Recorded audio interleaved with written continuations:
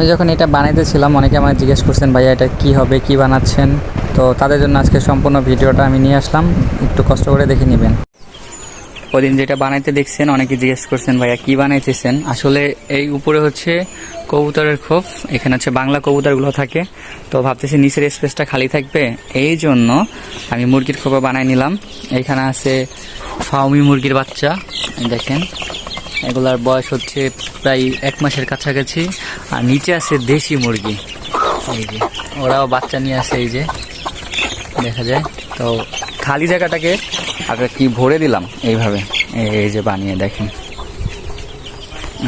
ফুল জিনিসটা, মানে বসায় রাখি নাই, কোনো জায়গাটায় বসায় রাখি নাই, সব কিছু আটকে দিলাম। আলহামদুলিল্লাহ নিজে মিস্ত্রি ছিলাম, নিজেই বানাইছি।